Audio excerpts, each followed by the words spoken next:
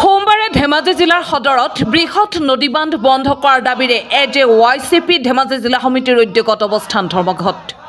সোমবাৰে জিলা সদৰত অসম জাতীয়তাবাদী যুৱ ছাত্ৰ পৰিষদৰ জিলা সমিতিৰ উদ্যোগত নামনি সোৱণশিৰি জলবিদ্যুৎ প্ৰকল্পৰ বৃহৎ নদী বান্ধ বন্ধ কৰাৰ দাবী জনোৱাৰ লগতে বান্ধ খহনীয়াক ৰাষ্ট্ৰীয় সমস্যা ৰূপে ঘোষণা কৰাৰ দাবীত 3 ঘণ্টীয়া অৱস্থান ধৰ্মঘট সাব্যস্ত কৰে জাতীয় সংগঠনটোৱে।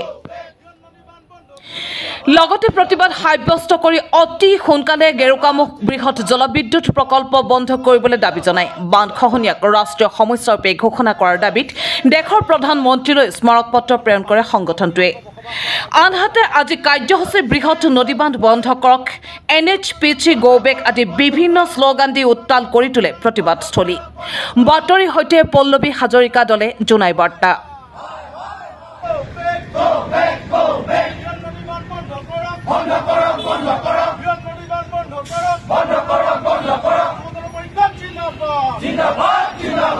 অসম জাতীয়তাবাদী যুৱ ছাত্ৰ পৰিষদে 2008 চনৰ পৰাই বৃহৎ নদী বান্ধৰ বিৰোধিতা কৰিছে আৰু জন্মলগ্নৰ পৰাই অৰ্থাৎ 2 দশক ধৰি আগৰ পৰাই অসমৰ বানপানী সমস্যা ৰাষ্ট্ৰীয় সমস্যা হিচাপে স্বীকৃতি দিবৰ কাৰণে আমি দাবী উত্থাপন কৰিছোঁ।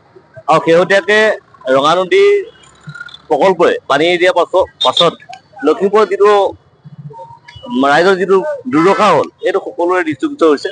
প্ৰায় 225খন গাঁও প্লাৱিত হ'ল, 2জনকৈ মানুহ মৃত্যু পৰ্যন্ত হ'বলগীয়া হ'ল, বহু পশুধন নিশেষ হৈ গ'ল আৰু তাতকৈ 5 গুণ বেছি সোৱণশিৰি জলবিদ্যুৎ প্ৰকল্প অৰ্থাৎ 2000 মেগাৱাট সম্পন্ন এটা জলবিদ্যুৎ প্ৰকল্প। গতিকে এই জলবিদ্যুৎ প্ৰকল্পৰ পানী যদি এৰি দিয়ে অনাগত দিনত তেতিয়াহ'লে ইয়াৰ নামনি অঞ্চলৰ বিশেষকৈ ধেমাজি, লখিমপুৰ, মাজুলী আন নালাগে কাজিৰঙা পৰ্যন্ত এটা ব্যস্ত অঞ্চল প্লাৱিত হ'ব আৰু জনজীৱনৰ এটা ব্যস্ত ক্ষতিসাধন হ'ব। গতিকে সেইটো কাৰণে আমি জাতীয়তাবাদী যুৱ ছাত্ৰ পৰিষদে নামনি অঞ্চলৰ ৰাইজৰ জীৱন আৰু সা সম্পত্তি আৰু ভৱিষ্যত সুনিশ্চিত কৰাৰ স্বাৰ্থত বৃহৎ নদী বান্ধৰ আমি বিৰোধিতা কৰিছোঁ। আৰু শেহতীয়াকৈ অসম জাতীয়তাবাদী যুৱ ছাত্ৰ পৰিষদে এলানি কাৰ্যসূচী গ্ৰহণ কৰিছে। সমগ্ৰ অসমৰ লগতে ধেমাজি জিলা সমিতিও আজি প্ৰতিবাদী কাৰ্যসূচী 3 ঘণ্টীয়া অৱস্থান কাৰ্যসূচী ৰূপায়ণ কৰিছে। এই ৰূপায়ণ কাৰ্যসূচীৰ জৰিয়তে আমি অসম চৰকাৰ, ভাৰত চৰকাৰক আমি দাবী উত্থাপন কৰিছোঁ যে অসমৰ জৈৱ বৈচিত্ৰ্য নদীৰ সংস্কৃতি অটুট ৰখাৰ স্বাৰ্থত বৃহৎ নদী বান্ধ বন্ধ কৰিব লাগে আৰু অসমৰ যি বানপানী আৰু গৰাখহনীয়া সমস্যা এই সমস্যাক ৰাষ্ট্ৰীয় সমস্যা হিচাপে স্বীকৃতি দিব লাগে। এই প্ৰথমটো বানতে যে ৰঙা নদী বিদ্যুৎ প্ৰকল্পৰ পৰা পানী এৰি দিয়াৰ ফলত ৰঙা নদী লখিমপুৰত যি বানৰ সৃষ্টি হ'ল, বিস্তৰ ক্ষতি হ'ল, মানুহৰ পশুধনৰ ক্ষতি হ'ল।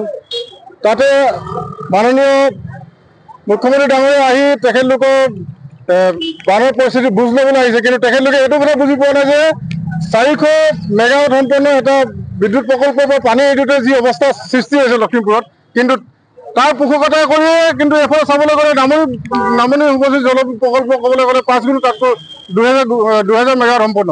তেখেতলোকে কোনো বিশেষজ্ঞসকলৰ পৰামৰ্শ নোলোৱাকৈ, বিশেষজ্ঞৰ পৰামৰ্শও লোৱা নাই, নদীপৰীয়া মানুহৰ পৰামৰ্শ নোলোৱাকৈ তাত এটা বৃহৎ নদী বান্ধৰ নিৰ্মাণৰ ব্যৱস্থা কৰিছে।